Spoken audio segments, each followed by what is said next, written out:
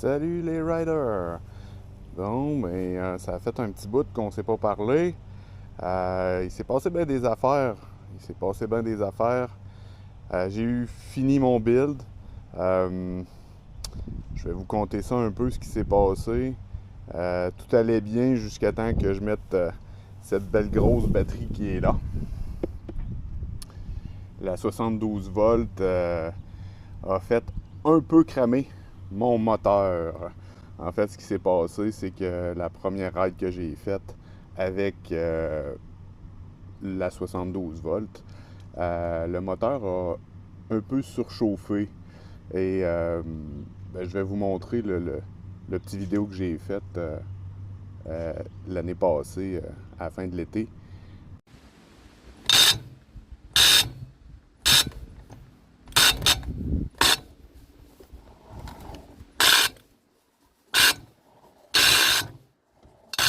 En fait, ce qui s'est passé, c'est que la première ride que j'ai faite avec la 72 volts, le moteur a un peu surchauffé. Je me suis pas méfié, puis en roulant, le moteur a fait décoller les aimants du contour du moteur. Fait que ce qui s'est passé, c'est que je pouvais plus l'utiliser. Puis quand j'ai ouvert le moteur, finalement, tous les aimants se sont, je dirais, agglomérés ensemble. Ça a fait des flamèches et j'ai perdu à peu près la moitié des aimants. Le reste est resté dans le moteur. J'ai pu les sauver. Mais ça l'a arrêté, comme on dirait, ma saison de ride pour l'année. Parce que là, on arrivait à l'automne, puis il a commencé à faire froid, les températures étaient plus le fun, fait que on a rangé le bike. Fait qu'une couple de choses qui s'est passé depuis. En fait, la compagnie qui m'ont vendu le moteur à la base voulait peut-être m'envoyer les aimants pour que je répare le moteur.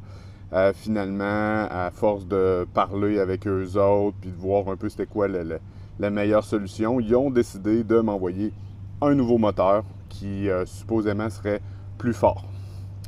Bon, plus fort, je suis pas sûr qu'il y ait une grosse différence entre les deux. Peut-être que les aimants à l'intérieur sont un petit peu plus gros. J'ai pas ouvert complètement le moteur, mais oui, je l'ai ouvert parce que, comme vous voyez, j'ai rajouté ces petites ailettes qu'on appelle des hub-sync. Ça aide à dissiper la chaleur. Puis à l'intérieur, j'ai mis aussi du Statorade. Le Statorade, c'est une espèce de produit, je qualifierais ça d'huile métallisée qui va se coller après les aimants, puis tout remplir les petits espaces qu'il y a entre les aimants. Ce qui fait que ça aide à dissiper la chaleur, ça attire la chaleur du centre du moteur pour la envoyer à l'extérieur. Et les hub-sync, eux, vont tirer la chaleur et la disperser dans les airs. Donc ça, franchement, c'est un must. Surtout quand on joue avec des grosses batteries comme ça, puis qu'on commence à donner beaucoup de wattage au moteur, ça prend un hub-sync minimum, puis le Statorade pour ce que ça nous coûte versus ce que ça donne. Franchement, je pense que c'est pour le package, c'est environ 150 à 200 $ pour le Statorade et le hub-sync. Franchement, c'est un must, ça c'est sûr. J'ai rajouté les lumières que je vous avais parlé. Fait que ça ici, la lumière en avant, des flasheurs, gauche-droite, un petit klaxon, on va se le dire, là. C'est pas énorme. Puis ici, on a les 4 flashs. Fait que ce que je peux vous montrer, là, ce que ça donne à peu près. Fait que d'en avant, c'est quand même cool. En avant, sont jaune-orange. J'ai comme les 4 flashs là, d'allumés présentement. Sinon, ils sont indépendants. Puis, de l'autre côté, ils sont bleus. Je sais pas si on le voit à la caméra, là. Il y a quand même beaucoup de soleil ce matin. Puis, bien sûr, en arrière. Puis, ce qui est le fun aussi avec en arrière, ben, c'est quand on allume les lumières, ben, il allume. Puis, bien sûr, quand on break, il allume plus fort. Fait que ça, c'est franchement le fun.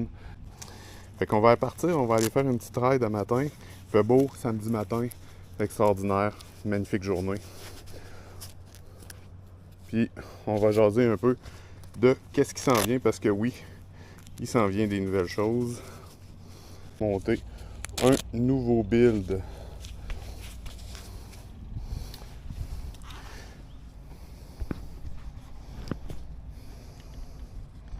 T'es allé me chercher une DJI.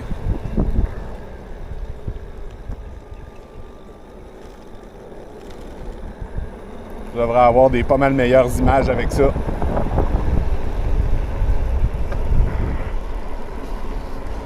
J'espère que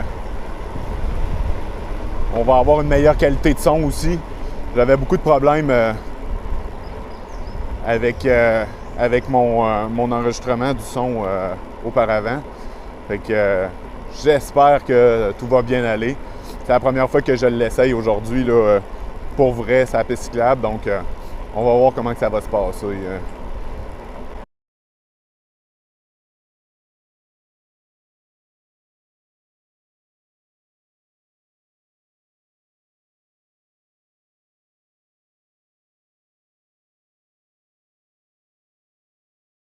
Je voulais vous parler un peu de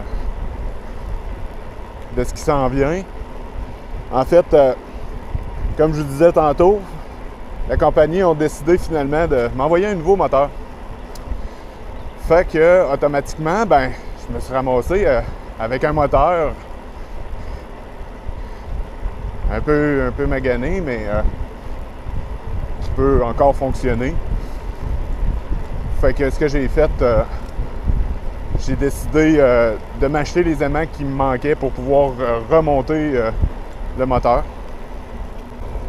Les aimants ont été recollés, remplacés pour ceux qui avaient détruit. Là, en pensant à mes affaires, tu sais, ce vélo-là, franchement, c'est extraordinaire. C'est une merveille. J'ai quelques petites affaires là, qui me dérangent un peu, mais franchement, c'est presque rien. Puis, je pense pas retoucher à ça vraiment. Il y aurait peut-être le throttle qui me dérange un peu. Il me fait des défauts, mais seulement quand je suis en 5e vitesse. Il y a une erreur de communication avec le contrôleur. Ce que ça fait, en fait, ça n'arrête pas de fonctionner. C'est juste que j'ai plus le contrôleur envoie plus de signal au display, qui fait que je sais plus mes vitesses, je sais plus le wattage de mon moteur qui tire. Fait que c'est un peu tannant. Mais je vais vous dire, ben franchement, pour le build que j'ai avec ce vélo-là, je vais rarement en 5e vitesse. Je vais vous dire, ben franchement, là, c'est un monstre. Ça va extrêmement bien, mais c'est extrêmement peurant. Parce que ça a du torque, c'est fou. Puis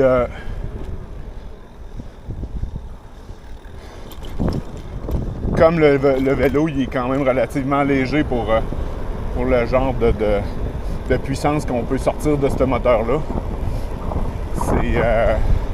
Ça en est apeurant. Ça fait... ça peut aller jusqu'à peu près 80 km/h si j'y vais au fond. Mais rendu à cette vitesse-là, là, je vais vous dire, là, c'est vraiment dangereux. C'est pas un... à la base, c'est un vélo de route. Le frame il est en aluminium. Ah, ce que j'avais oublié de vous dire aussi, c'est que j'ai dû changer aussi la fourche en avant.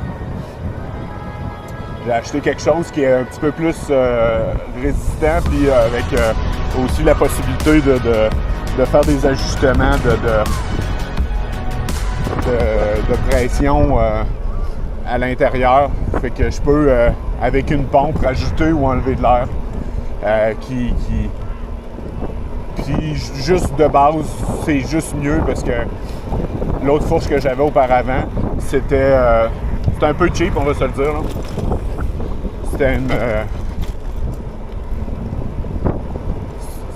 C'était un modèle de chuck japonais de base.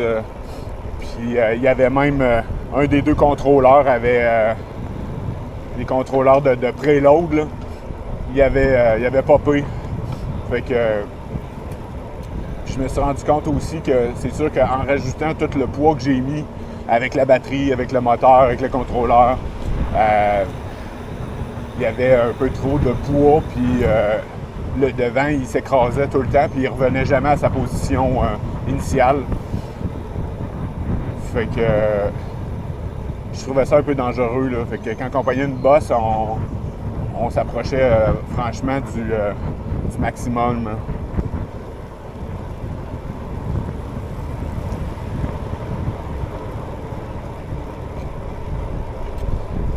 Fait que je me suis trouvé une fourche qui fitait.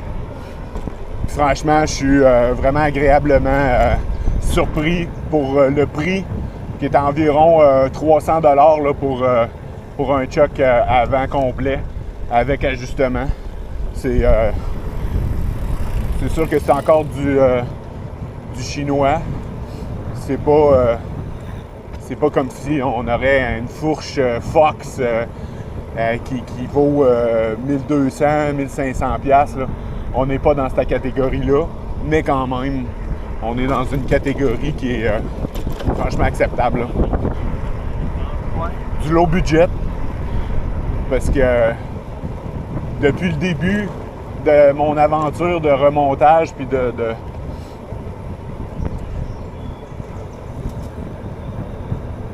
changement, etc., ben, on a rajouté quand même un assez bon montant sur ce vélo-là. Puis franchement, là, c'est assez, là, parce que à la base, le vélo, il valait comme un 5000$, puis j'ai rajouté un autre 3000$ facile. Là.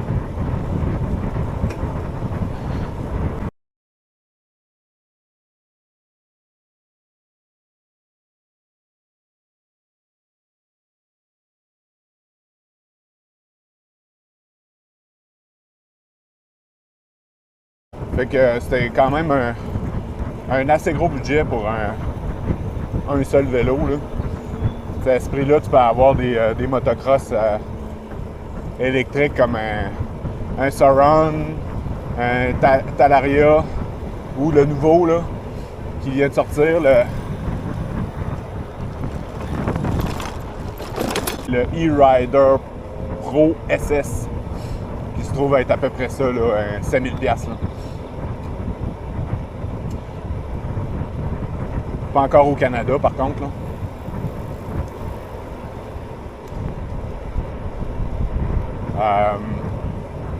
Fait que j'ai décidé d'arrêter de mettre des sous sur ce vélo-là. Là, présentement, comme il est extraordinaire. Ça marche super bien. Je suis entièrement satisfait là, de tout ce qui a été fait sur ce vélo-là. Je peux vous dire que j'ai travaillé fort dessus. Là, parce que, oui, j'ai pas fait de vidéo de l'hiver, mais j'ai travaillé pas mal tout l'hiver dessus. Là. Ajuster des petites affaires, puis changer des trucs. Je l'ai démonté plus qu'une fois, là, ce vélo-là. Fait que il est temps de passer à autre chose. Puis comme je me suis ramassé avec un moteur complet, non testé, je devrais dire, mais quand même un moteur complet. Puis, comme la batterie est transférable de mon vélo présent à un vélo futur, ben je me suis dit que ça serait peut-être le fun de changer un peu les perspectives de où est-ce qu'on peut aller avec un e-bike. Parce que là, c'est beau, on fait de la route, on fait de la piste cyclable, c'est formidable, là. Je fais plus de 70 km/h, de 70 km de route avec ce vélo-là. C'est magnifique. J'étais allé à des places que j'avais jamais été. Fait que ça, franchement, là, c'est parfait. Par contre, avec les roues que j'ai mis dessus, on est limité à rester sur la route.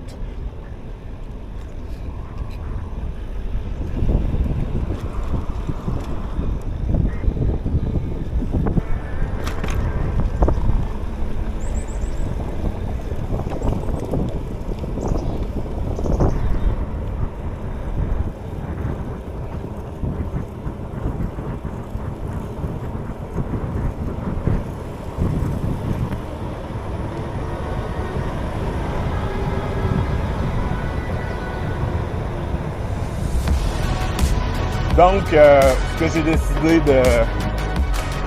de m'acheter, c'est un Stealth Bomber. J'ai contacté la compagnie qui m'avait vendu justement mon kit d'upgrade parce qu'ils font un modèle de Stealth Bomber. C'est un clone, là, c'est pas comme le B52 qui se trouve être l'original, si on veut, là, de ce type de frame-là. Mais c'est un frame qui va pouvoir accueillir la batterie que j'ai achetée. Parce que la batterie que j'ai achetée, la forme qu'elle a, elle a été faite pour aller dans ce frame-là. Donc, pour éviter d'avoir des problèmes de fitting, puis souvent en plus, quand on s'en va sur des sites comme Alibaba, AliExpress, puis qu'on commence à chercher des frames de Stealth Bomber, il y en a une variété assez immense. Puis, je vais vous dire, franchement, c'est difficile d'avoir les mesures exactes de ce que ça peut donner, un peu là, comme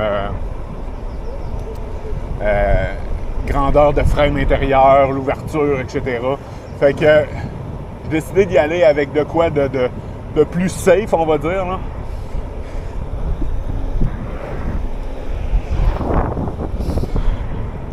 Fait que je suis allé avec qui est designé pour accueillir la batterie. Fait que je vais vous montrer. Il s'en vient. En fait, il est en production, si on veut, présentement. Parce que en contactant la compagnie, je me suis arrangé pour voir s'il était capable de me vendre juste le frame avec tout ce que ça me prenait pour remonter un nouveau vélo à partir des pièces que j'avais déjà. Puis,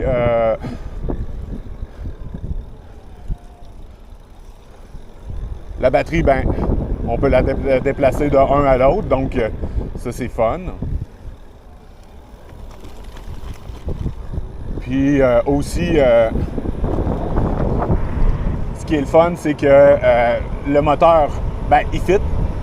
Puis comme c'est le moteur qu'ils utilisent pour mettre sur le Stealth Bomber, tout le kit pour la roue arrière, parce que je n'ai plus de rim, de spoke, j'ai tout switché sur l'autre moteur qui est sur ce vélo-là présentement. Donc, automatiquement, je me retrouve avec juste le moteur, mais plus les pièces pour faire une roue. Donc, tout ça inclus, ils m'ont fait un super prix. De base, là, le Stealth Bomber, là, le vélo de montagne, avec la batterie, avec tout inclus, là, on va dire prêt à l'emploi. Ils vendent, je pense que c'est quelque chose comme 4000 US. Là. Fait que ça nous revient à peu près presque 6 000, puis c'est même pas encore le shipping, là. Fait que je trouvais ça un peu trop dispendieux, puis j'avais pas envie tu sais, à ce prix-là, comme je disais tantôt, on est capable d'avoir quelque chose d'un petit peu plus fini, comme on pourrait dire, comme produit, là.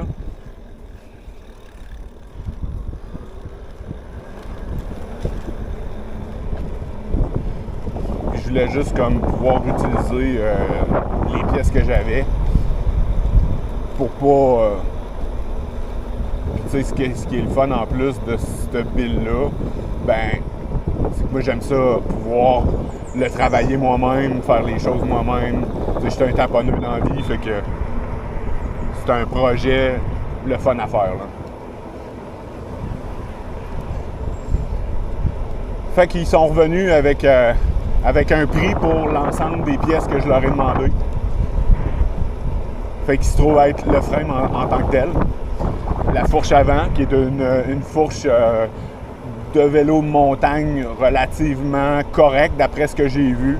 C'est sûr que c'est pas la grosse affaire encore, comme je vous disais, c'est pas le Fox de haute qualité, mais ça reste quand même une bonne fourche, un peu semblable à celle que j'ai présentement, qui va me permettre de faire un peu d'ajustement aussi dessus, plus ferme, moins ferme. Bon, un choc arrière, la roue avant, puis c'est des roues, d'après ce qu'il me disait, d'après ce que j'ai vu sur le site, c'est des roues de motocross. Bon, j'ai hâte de voir, est-ce que c'est la même qualité qu'une vraie roue de motocross? Je vais vous dire que, bon, ça, j'en doute un peu. Peut-être la qualité d'une roue de motocross de petit format. J'ai hâte de voir. Parce que oui, il y a des photos sur le site, mais tu sais, on ne sait jamais trop à quoi s'attendre quand on travaille avec... malgré qu'on voit là, des photos, puis ça a l'air quand même être une roue qui est peut-être un peu mieux, je dirais, pas mieux faite, mais... qui ressemble plus d'une roue de motocross, mettons. Là, c'est la façon que les spokes sont orientés, ça semble être un peu plus du côté de la motocross. Fait que la roue avant, le rim arrière avec les spokes, puis la freewheel, parce que c'est un modèle qui a juste une vitesse. Oui, il va y avoir un pédalier avec une chaîne, puis tu sais, ça aussi, ça vient avec le kit. Mais je vais vous dire, ben franchement, je pense pas que je vais pédaler avec ça. C'est vraiment juste le côté un peu légal, là, qu'on pas se faire achaler par la police si je décide de rouler un peu sa piste cyclable avec ou aller sur le bord de la route. Ça reste quand même un vélo électrique ou bien e-bike, si on veut. En plus, ben, ce qui est le fun de ce modèle-là, bon, est-ce que c'est un gadget? Je ne sais pas. Est-ce que ça va être plus compliqué que d'autres choses? Je ne sais pas. Mais il vient avec un double frein avant hydraulique.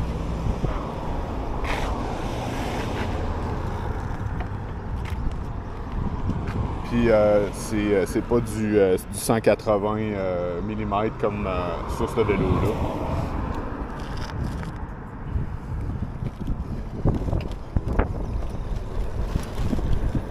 Ça se trouve à être du 205 mm, je crois.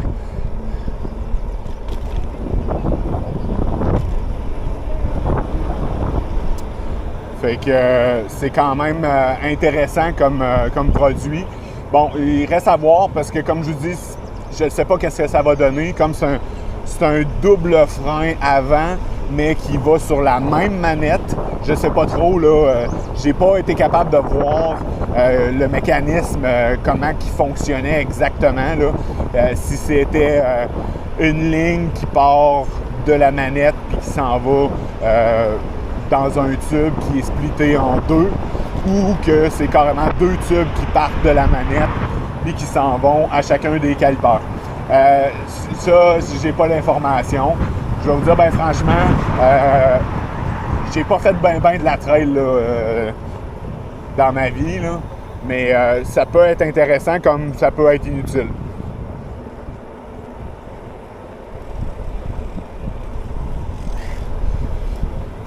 Pourquoi je dis ça?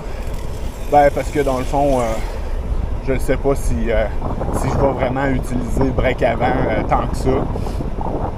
Avec la regen qu'il y a sur ce vélo-là, les freins, je les utilise presque pas. J'utilise un peu, là, c'est plus comme un frein d'urgence, on va dire, mais je pèse quasiment pas sur la manette de frein. Je fais juste activer le moteur, puis le moteur me freine quand même beaucoup. Fait que ça, déjà en partant, c'est déjà beaucoup. C'est sûr que avec ce vélo-là, je fais plus de la piste cyclable, je roule plus à 30 km/h. Fait que quand on commence à rouler là, à des vitesses plus élevées, ben c'est sûr que là, à ce moment-là, le frein moteur est plus assez fort pour vraiment nous arrêter. Par contre, avec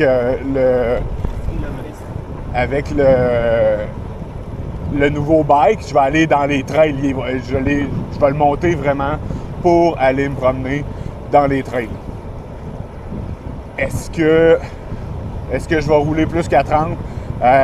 Probablement pas au début, je vais vous dire, parce que le temps de s'adapter avec le vélo, trouver des trails intéressantes à aller faire avec, parce que ça reste que c'est pas quand même une motocross, là.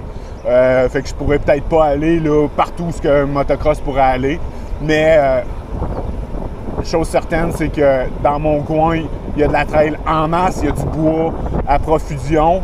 Tu sais, je suis au nord de la ville de Québec. J'ai de la possibilité en masse. Fait qu'il y a sûrement moyen de se faire du fun.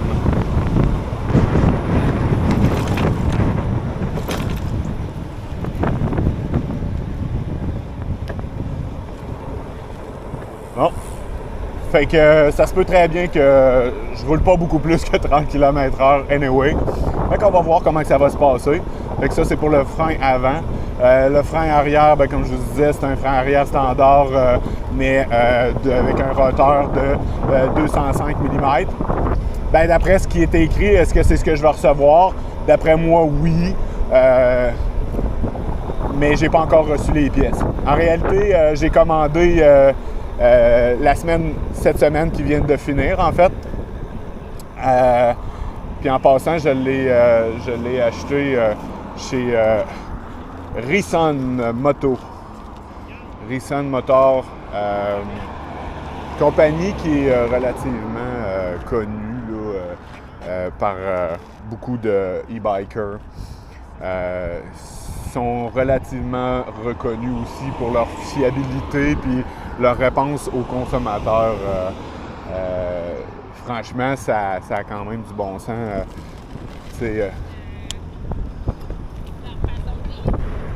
Sont assez rapides du moins sur la réponse pour les ventes, parce que j'ai parlé avec Jason. Jason, ben en fait, j'y avais déjà parlé v'là 1 an et demi, quand j'ai eu besoin d'un deuxième torque arm pour ce vélo-là. Parce qu'à la base, quand j'avais acheté le moteur puis le kit, il venait avec 2 torque arms, mais moi je voulais en mettre 2 de chaque côté. Donc il m'en manquait 2. Je l'ai contacté, puis super le fun de jaser avec. Je vous dirais d'un assez bon anglais. Bien sûr, il faut parler avec eux autres en anglais. C'est quand même des gens qui sont en Chine. L'anglais qu'ils ont est relativement bon. J'ai pas eu vraiment de problématique là, à parler avec lui. C'était quand même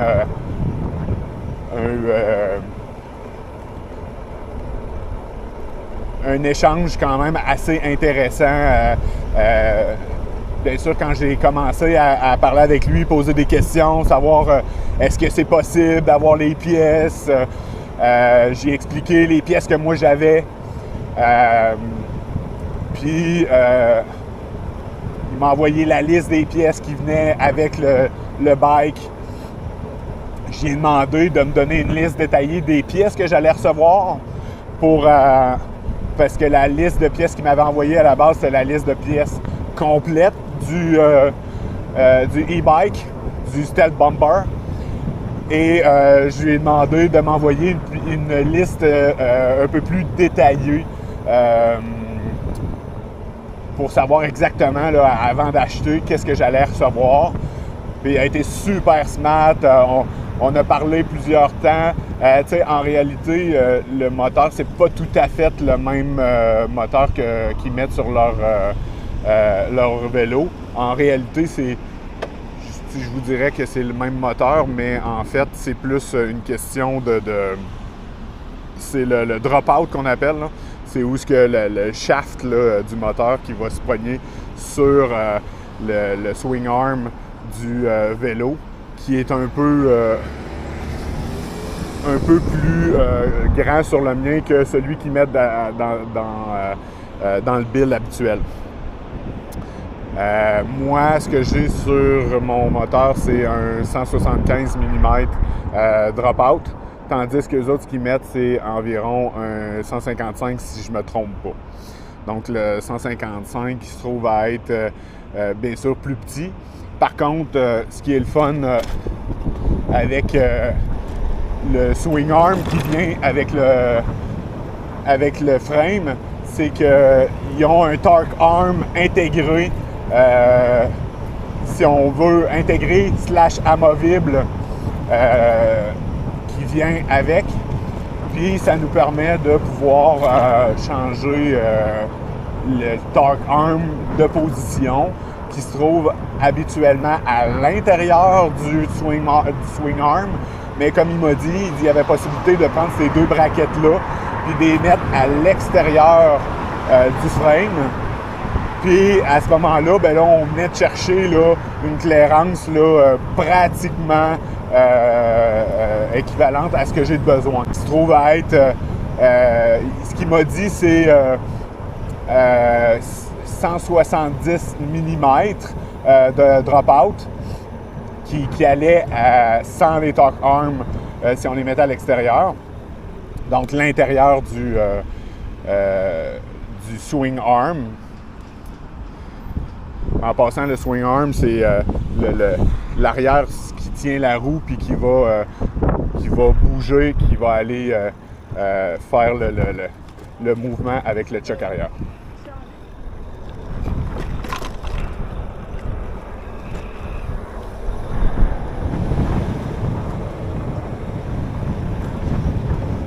Donc, avec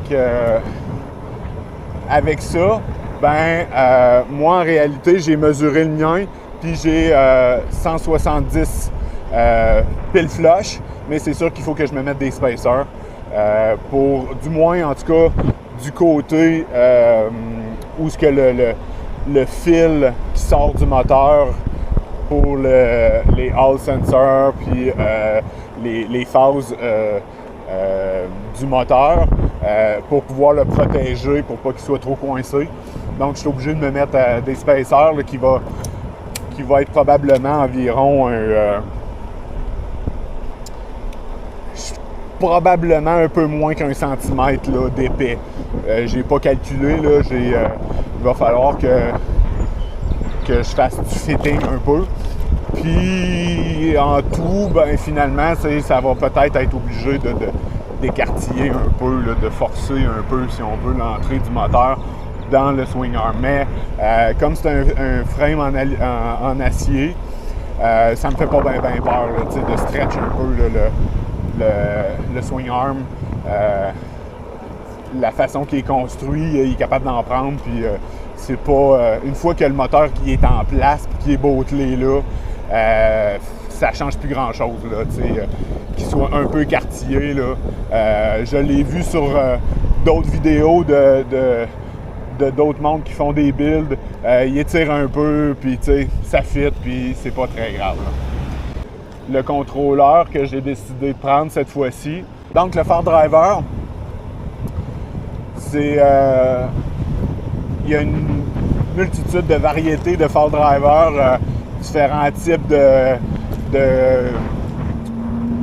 confection de modèles, puis aussi une très grande variété là, d'ampérage qu'il peut prendre. Celui que j'ai choisi, je l'ai choisi surtout pour le prix, là, je vais vous dire bien franchement, là, c'était un des moins chers, mais qui venait avec un display, parce que souvent ça vient sans display.